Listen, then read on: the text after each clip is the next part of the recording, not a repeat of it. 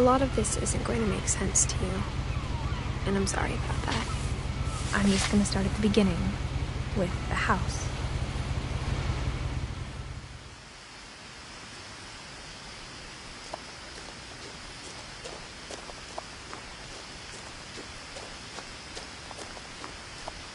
I lived here until I was 11, but I wasn't allowed inside half the rooms.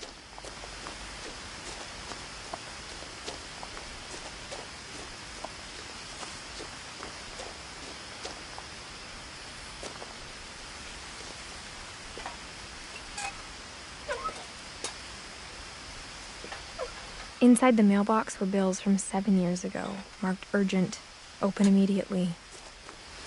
I hadn't been back since my brother Lewis's funeral.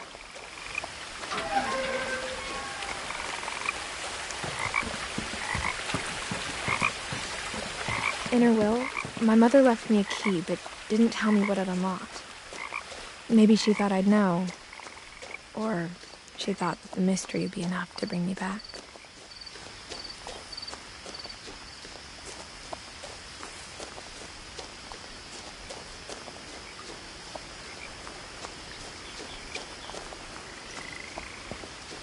The truth is, even after I inherited the house, I never thought I'd come back to it. But now I had questions about my family that only the house knew the answers to. The woods around the house have always been uncomfortably silent, as if they're about to say something but never do.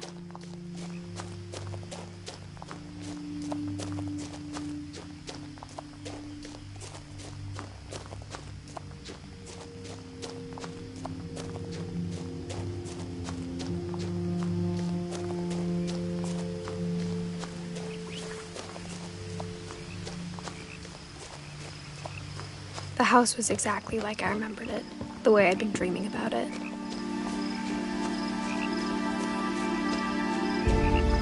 As a child, the house made me uncomfortable in a way I couldn't put into words.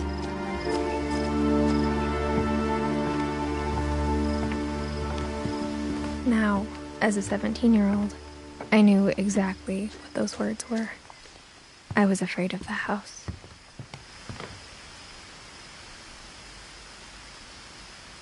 I hoped the key might unlock the front door. It didn't.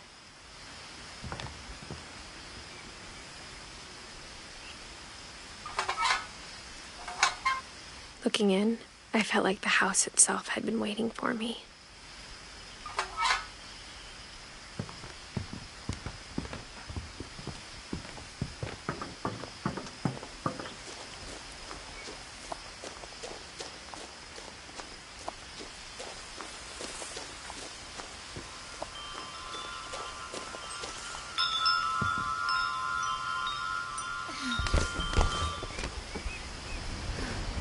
Crawling through the doggy door used to be a lot easier when I was 11.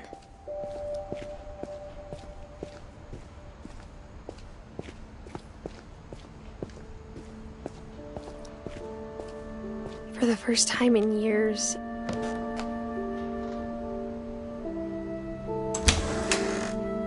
I felt like I was home.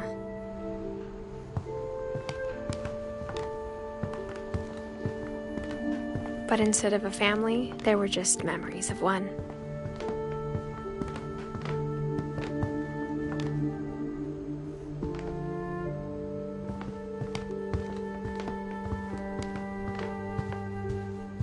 The table was still a wreck from the night we left.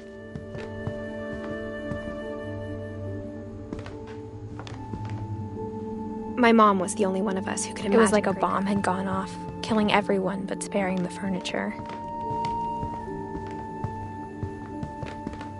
Nothing in the house looked abnormal. There was just too much of it, like a smile with too many teeth. Mom always told me to stay out of the basement, so I wasn't too surprised when the key didn't fit.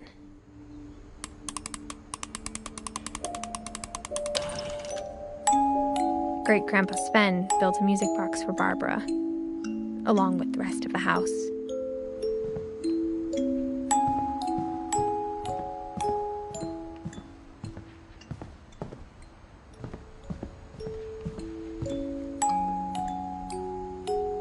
After Milton disappeared, Mom sealed up all the bedrooms. Then Edie retaliated and drilled peepholes.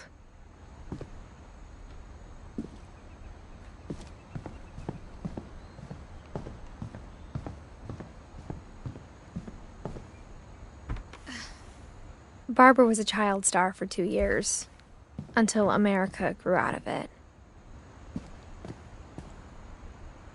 Mom must have locked the third-floor stairs on the night we left.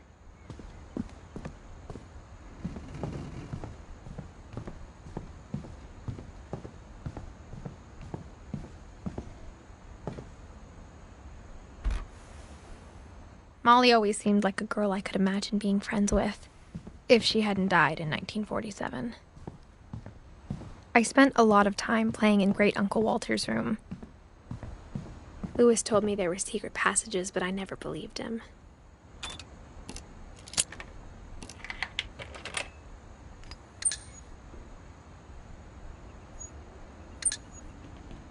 Turns out, my mom was really good at keeping secrets. Now it was time to find out what my mom had been afraid of. From the paintings on the wall, it was clear my brother Milton had been here before me. Reading this, maybe it sounds like I had a plan, but I had no idea what was behind that door.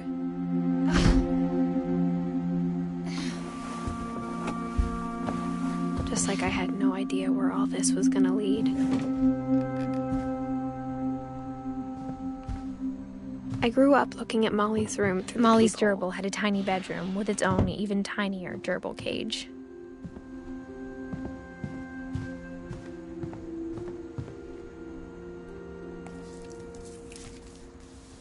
December 13th, 1947. Dear Diary, I'll be gone soon, but I wanted to tell somebody about what's gonna happen.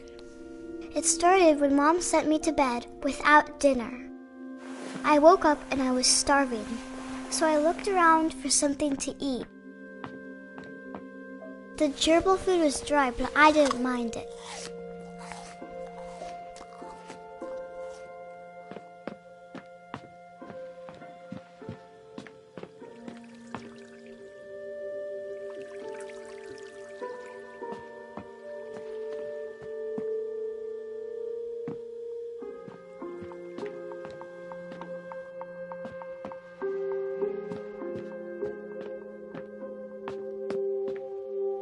My Halloween candy was all gone. Mom, can I come out now? Sweetheart, it's late. Go to sleep.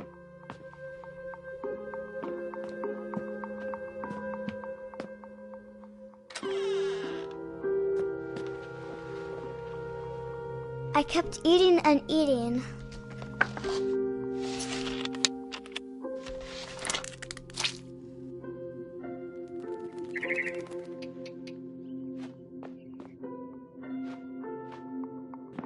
I ate a lot of things that night.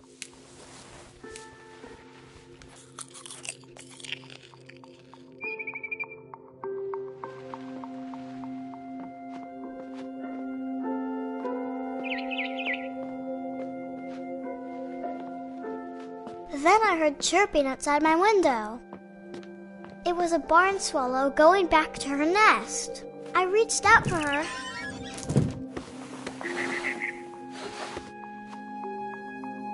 And suddenly, I was a cat.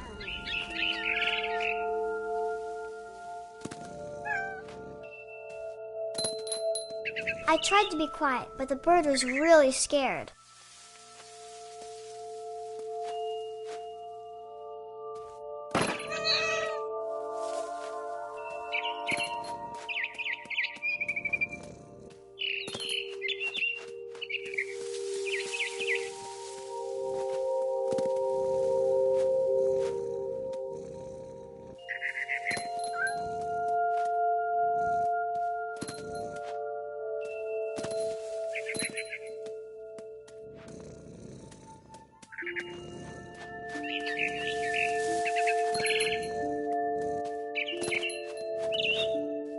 I jumped and I almost got her.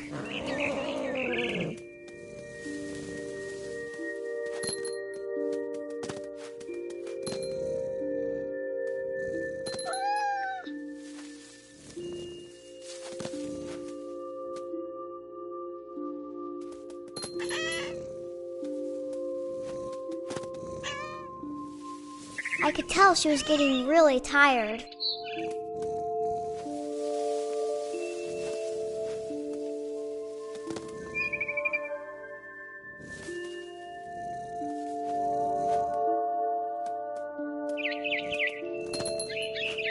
Now I was up in the big tree. I promised Dad I wouldn't climb it anymore. All I cared about was eating that mama bird.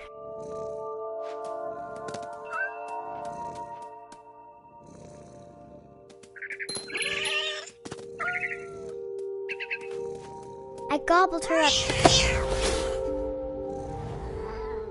And suddenly, I was an owl. First, all I heard was the wind. Then I heard little teeth nibbling in the grass.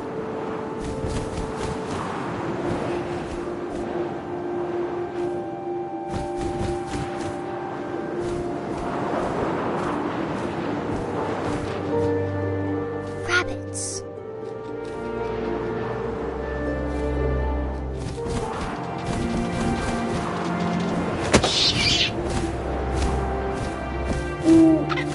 I imagined his face looking up and seeing mine through my talons. I swallowed him up, and I didn't chew one bit. Then I flew off to find something bigger.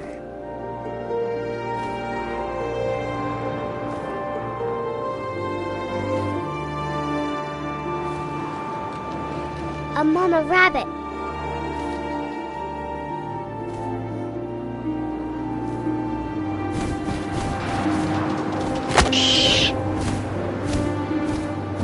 She was almost too big to carry. I started choking, but I couldn't stop eating. And suddenly, I was a shark.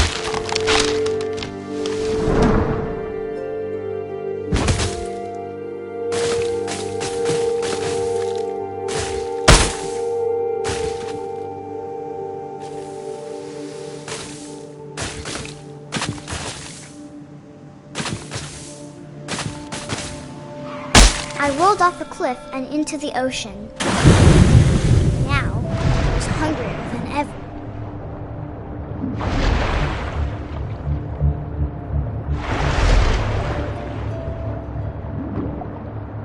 I wanted fat, juicy seals.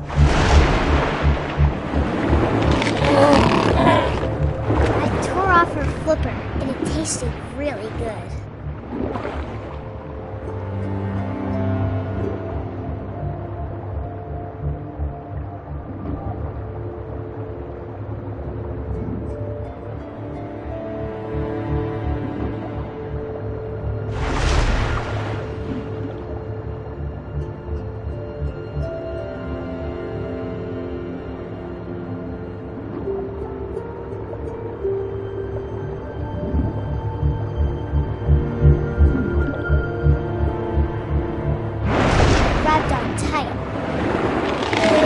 So hungry, I jumped out of the water.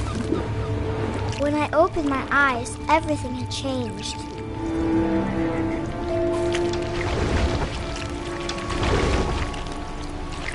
Now I was a monster, and I smelled people everywhere.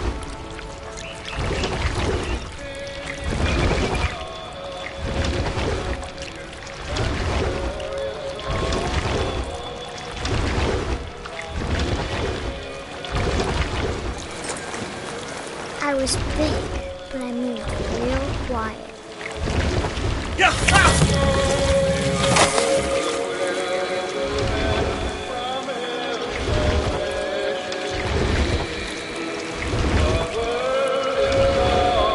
I wanted to stop, but also I didn't.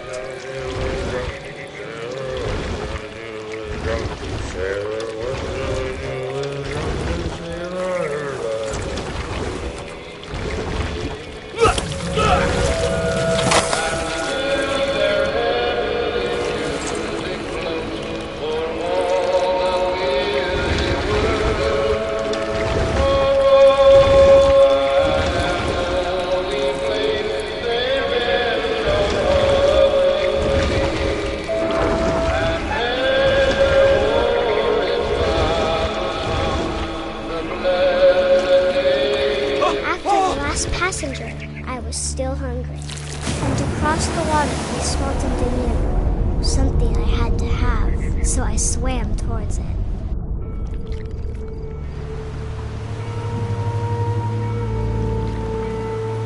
I slithered onto the sand, and the good smell went into an old pipe.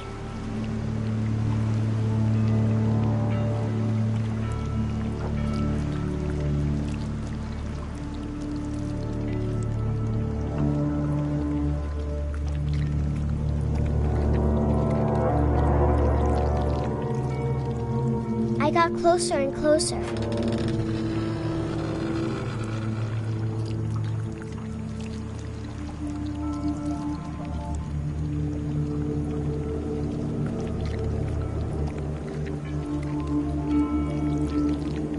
All of my stomach started growling. And suddenly, I was me again. I held my breath for a long time, but I couldn't hear anything. I think it's waiting for me to fall asleep. But it's not going to wait much longer. It needs to feed, and we both know I will be delicious.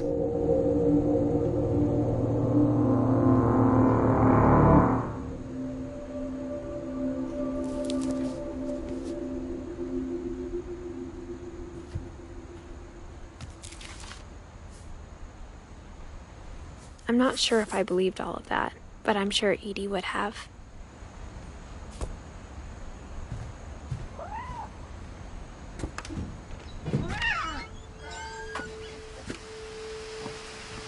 This will be obvious later, but my mom never told me any of these stories. Edie would have, but Mom didn't like bringing up the past. Though, when we adopted a stray kitten, she was the one who named it Molly. I spent a lot of time in Great-Grandma Edie's room. Her room was like a museum. For 500 years, the Finches have been famous throughout Norway for their fortune. Odin Finch buries the latest victims. On January 7th, 1937, he set sail with his family, and put 40-foot waves off the coast of Washington, send the Odin's daughter Edie, with husband Sven and baby Molly, step ashore. Odin Finch is the first to be buried in the new family cemetery. His daughter Edie is already dreaming of a new Finch house.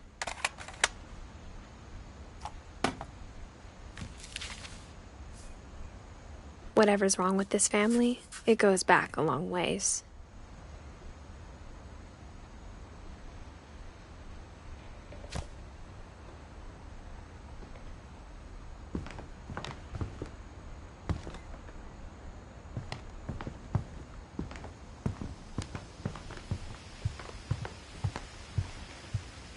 When Edie told people Sven was killed by a dragon, she could also have said he was building a dragon-shaped slide that collapsed. She could have, but she didn't. Even in her 90s, sometimes Edie seemed a lot younger than my mother. The only trace Grandpa Sam's first wife, Kay, left on the house was the pink bathroom. It was a pretty big trace.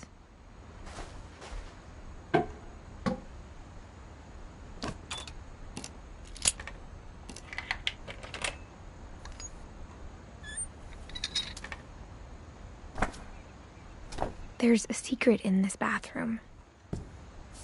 It's in the last place you would look. It isn't in the cupboard. It's hidden in this book.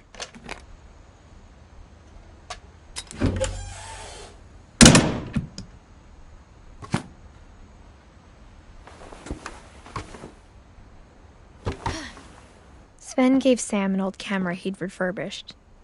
He never put it down.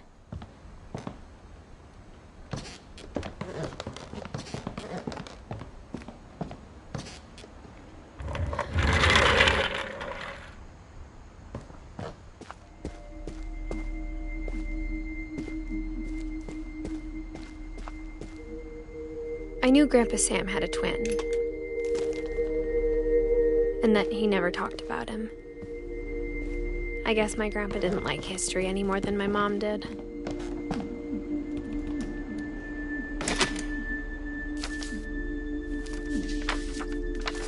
How I Want to Remember My Brother by Sam Finch. The thing I remember is that when he made up his mind, that was it.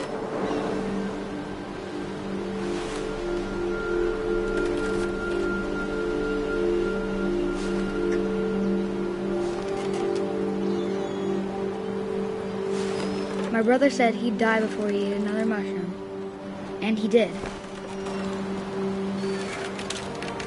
At Barbara's funeral, we swore he'd never be afraid again, and he wasn't.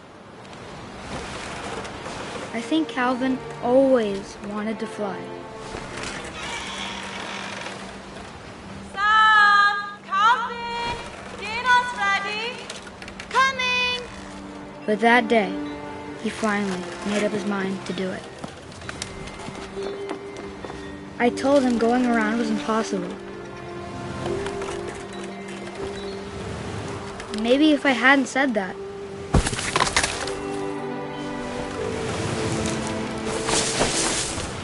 Calvin! I'm not gonna tell you again! Maybe if the wind hadn't picked up.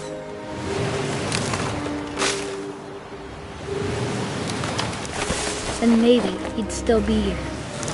But I doubt it. I think he'd already made up his mind.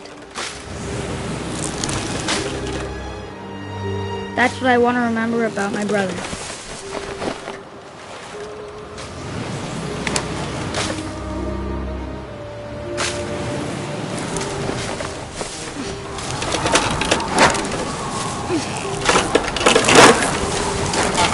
The day he made up his mind to fly.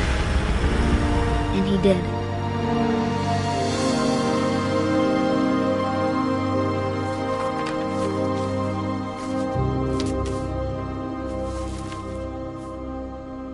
Calvin's story felt strangely familiar. When I was younger, I remember trying to do the exact same thing.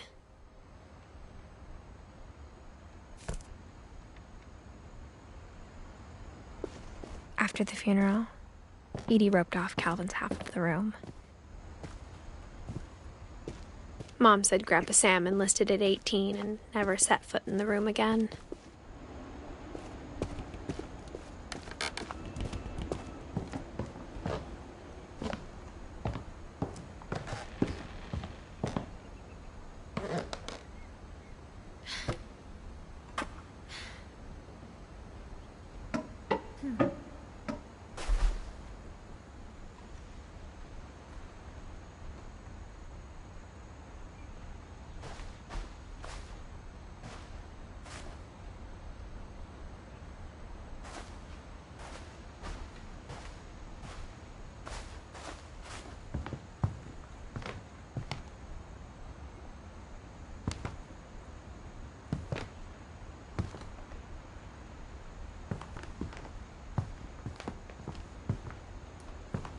One summer, they evacuated. I hadn't thought of myself as Edith Jr. for a long, long time. Edie gave a big interview about a mole man living under the Finch house. My mom was furious.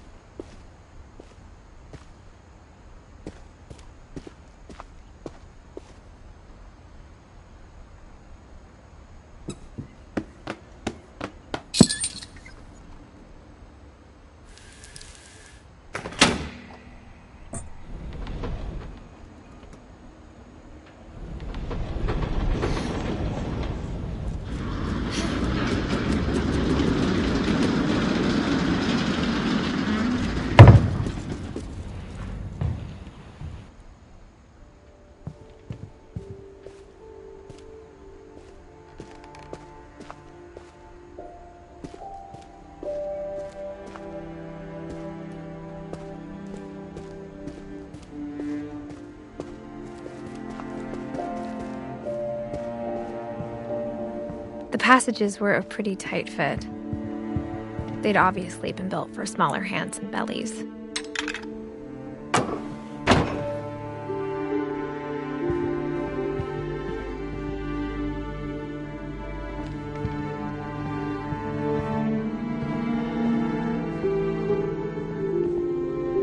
Whenever people ask me about my family, Edie's father Odin built the original house.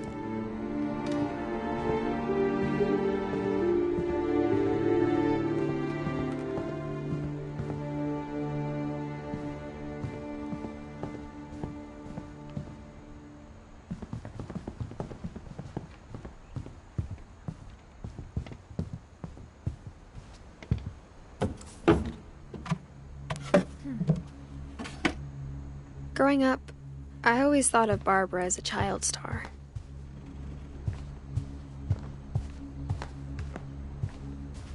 I never thought about how hard it must have been for her afterwards.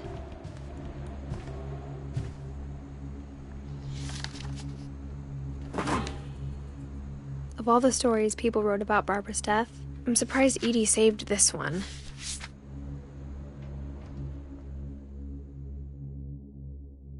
Old Jack here with another ghastly tale inspired by America's most unfortunate family. I'm calling it The Surprise Ending of Barbara Finch. As a child star, Barbara was famous for her scream. Now at 16, she was all washed up. A has-been. But in a lucky break, she'd been asked to perform her signature scream at a local convention for monster movie fans. It was just the boost her career needed. Unfortunately, her scream hadn't aged well. Getting better. I think you just need the right motivation. Her biggest fan and current boyfriend, Rick, was about to demonstrate when... Now that was a great scream. It was Barbara's father, Sven. He'd slipped into a table saw and had to be rushed to the emergency room. So Bob stuck babysitting her youngest brother, Walter. Her convention comeback was cancelled. Okay, I'm hearing frustration, but I'm not hearing terror. What if I tried... A gang of hoodlums in Halloween masks have been terrorizing Orcas Island tonight. Police are urging residents to... That came from the basement. You're right! Also, I loved your delivery on that. Why is your basement door locked? Because my dad likes making puzzles and secret passages. There's a key hidden in the music box. The secret is to keep winding and winding until finally the key pops out. Thanks, babe. I'll be back in a sec. 20 minutes later, Rick hadn't returned. So Barbara went to look for him, right on cue. She reached for the music box. And as she wound the key, she listened for Rick, but the house was silent.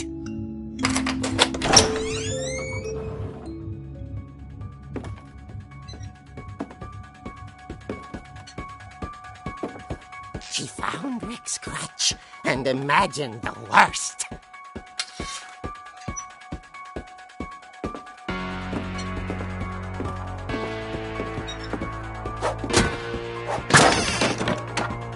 Leader is the infamous Hookman killer, Dr. Carl Hamill, who impaled and then ate his family 10 years ago tonight. The old fridge rattled and grew still.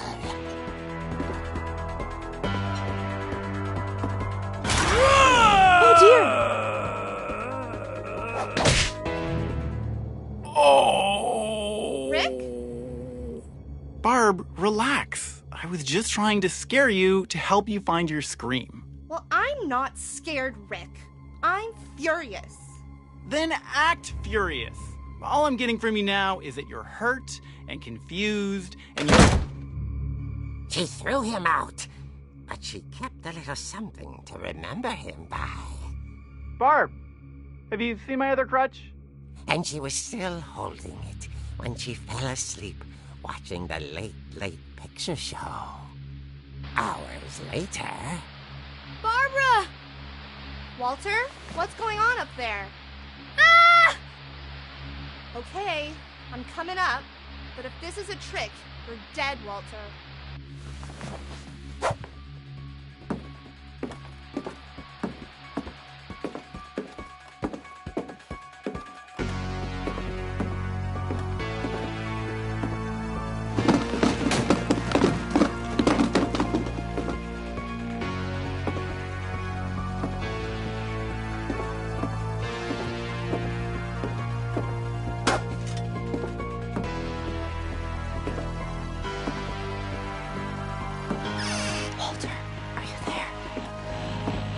Walter had vanished, but his bedside radio was still on. Orcas Island police describe the man as 6 feet tall, with a steel hook for a hand. Residents are urged to lock all doors and windows and notify the police of any suspicious activity. Barbara turned, saw the hook man, and was speechless. He was quite smashing.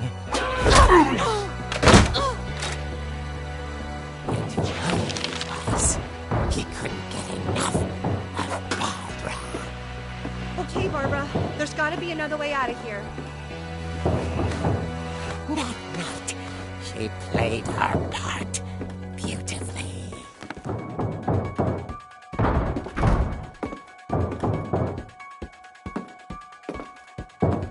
Molly's door hadn't been opened in years. The hinges groaned.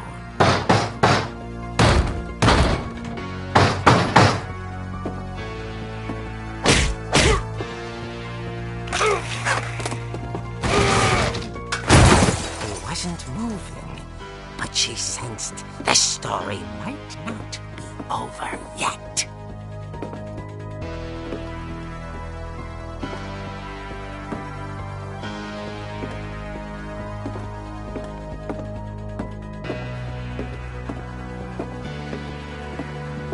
The hookman had vanished. She listened for his breathing, but all she heard was...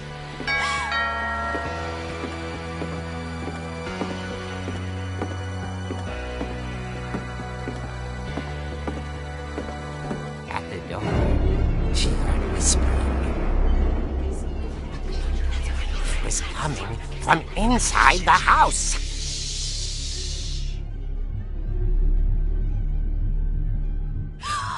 Oh dear. Surprise! Bravo, Barbara! You were wonderful. The monsters had come to surprise her. For Barbara, it was a dream come true. Then she saw what kind of monsters they were, and she realized what was about to happen. She was going to be famous. And with her final breath, Barbara Finch gave the performance of her life.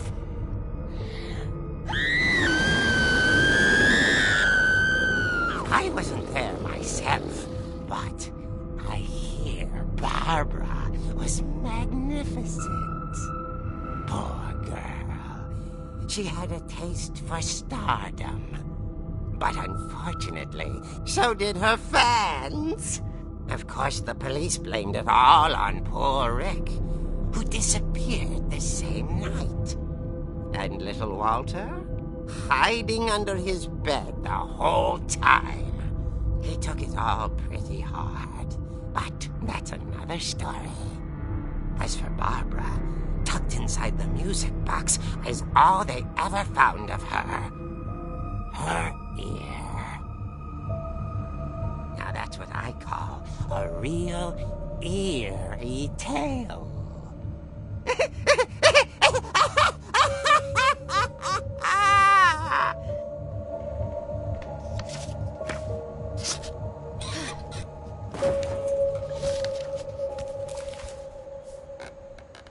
Edie told me all Barbara wanted was to be remembered, as absurd as that comic was. Maybe what Edie saw was a happy ending.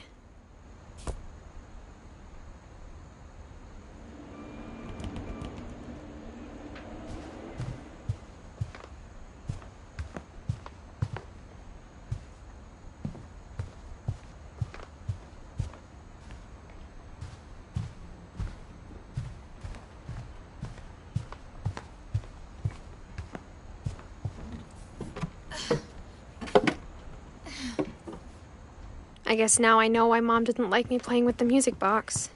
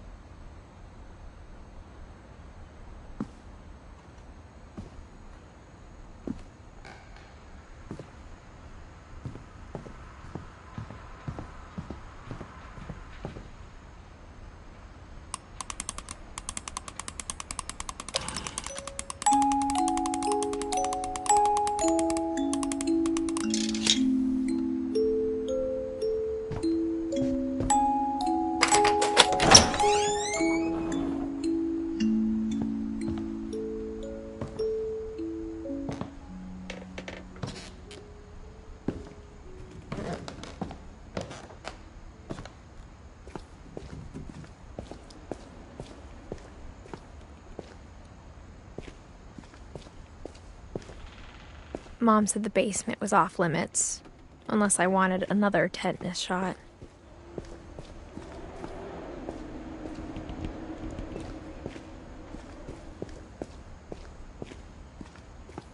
I saw Edie sneak down to the basement once, carrying packages. I thought maybe she was hiding presents. It turned out she was hiding a lot more than that.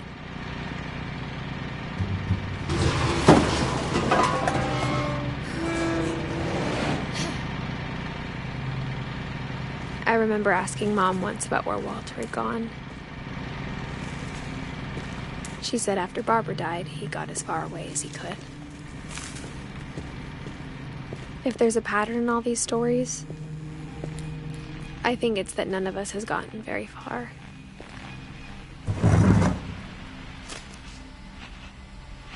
Goodbye, everyone.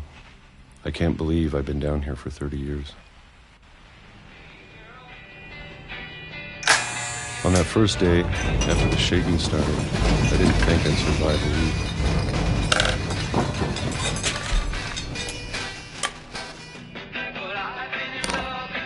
But after a few days, I settled into a routine. That's what kept me sane. Having a schedule, living for today. I always expected to be dead tomorrow. But if you wait long enough, you get used to anything.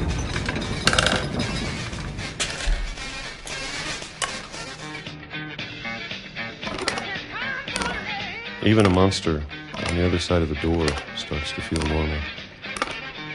Almost friendly.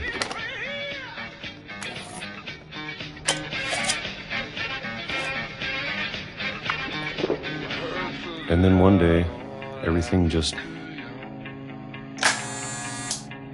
stopped. Whatever that thing was, it was gone.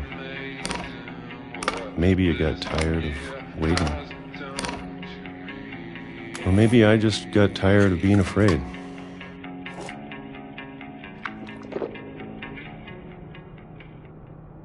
It's been a week now, the longest in 30 years. I'm done waiting. I have to leave while I still can.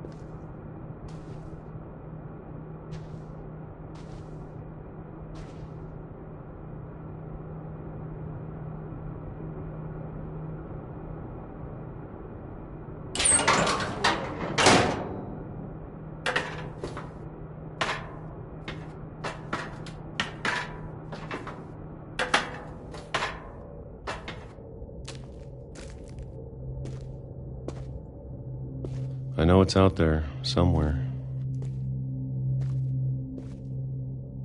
Whatever killed Barbara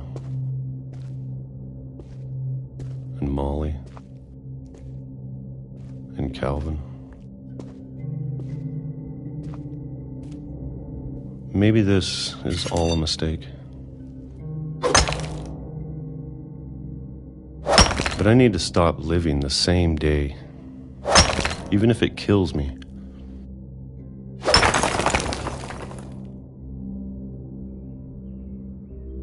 Whatever's out there, I want you to know I'm ready for it.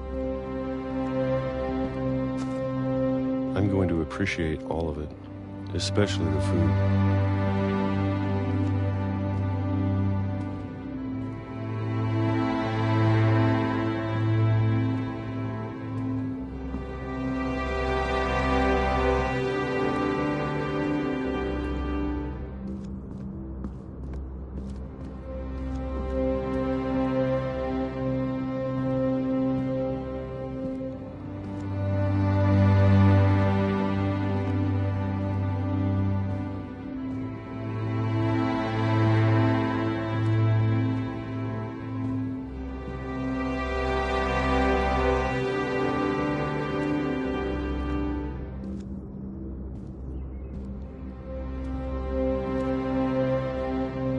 I don't mind if I only have a year left, or a month, or a single week. I'd be happy with one new day. I can already imagine the sun on my face.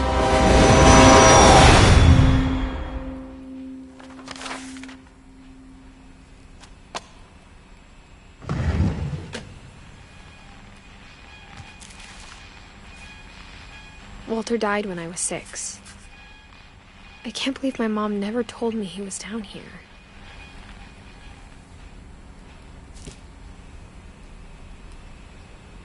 I'm sure my mom was trying to protect me.